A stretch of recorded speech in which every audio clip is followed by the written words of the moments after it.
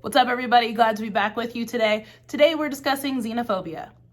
Xenophobia is a dislike or prejudice against people from other countries. You can basically think of it as similar to racism, but instead of being about color or features, it's about where people are from. Like all prejudices, it's gross. Xenophobia is sort of like homophobia in that it has phobia in the name, but it's not really about fear, it's about prejudice and hatred. One of the first questions you might have is, why does xenophobia even exist? Like many forms of prejudice, it comes from a place of insecurity. People want to feel like they are stable and often like they're the best. And often people will create narratives that other people pose a challenge to that stability or to them being the best and achieving everything that they want.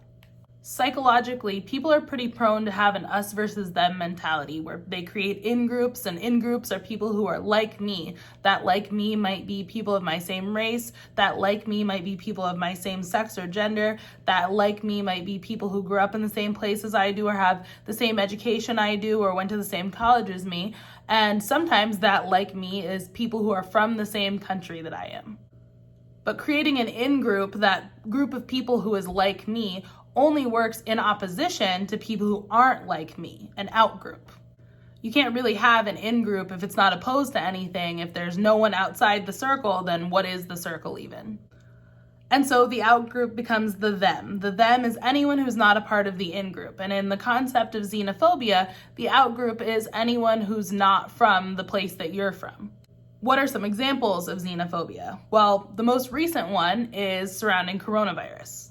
Because this most recent coronavirus is thought to have originated in China, there have been a ton of racist and just really horrible and prejudiced jokes, attacks, a ton of things targeted at Asian people, not even just located to Chinese people, but Asian people overall, which is where xenophobia overlaps with racism.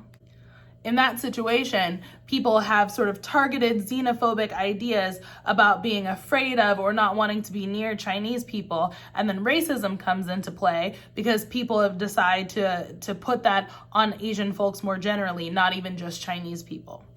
Obviously, it would be terrible either way, but the combination of xenophobia and racism is really present there. Other examples are when you hear things like folks saying that Mexicans are stealing our jobs, or people not wanting folks to be able to immigrate across the Mexican border because they're afraid of what that will do to their stability here in the United States. I think this example is really important when you're thinking about the concept of xenophobia because it makes a clear distinction between a real economic conversation and something that's just about prejudice. The idea that Mexican immigrants are taking jobs from American workers is just unfounded. It's just economically true that immigration from Mexico isn't ruining the job market for United States citizens.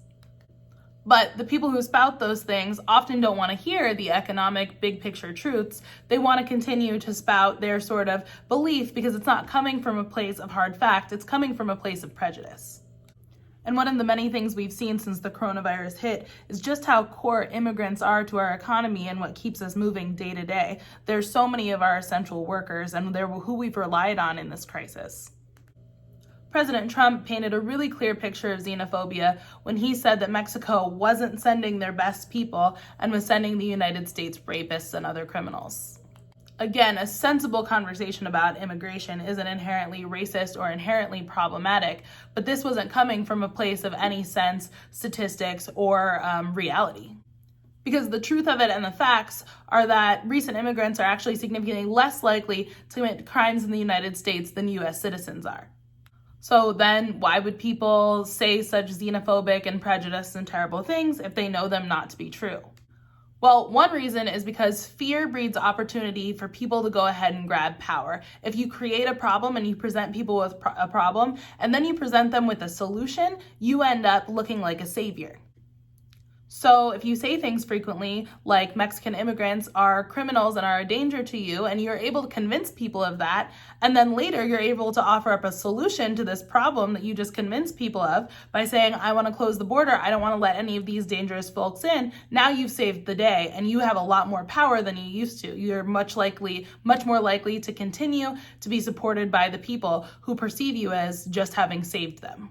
It also, like I said at the beginning, just comes from a place of insecurity, like all the other prejudices, like racism, like sexism. It comes from wanting to feel like you're the best and wanting to have all of this power and being worried that other people having rights and other people being acknowledged as just as human as you challenges your own humanity.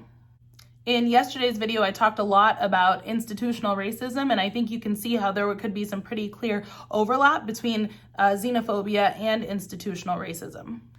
Remember, xenophobia isn't about a specific race, although there's often more xenophobia towards some races than others. You notice that there is very little talk about closing the Canadian border. So there's overlap there, right? There's racism and xenophobia at the same time. And xenophobia can really create institutionally racist policies. There's an argument to be made that a number of the immigration policies that the United States has considered over the last few years and continues to consider are institutionally racist because they're considerations of limiting immigration from certain places and not others, and for very little actual, tangible, and statistical reason. So xenophobia on the whole is a prejudice that individuals or groups of individuals can have that can easily translate into institutional and systemic oppression once people with enough power pick it up and bake it into the institutions and systems we rely on every day. It's trash. Don't be racist. Don't be xenophobic. Don't be prejudiced. Love everybody. That's my brief explainer on xenophobia. Please let me know if you have more questions about this topic or any other that are coming up in your history and social studies classes. Thanks, everyone. I hope you're safe and well. Bye.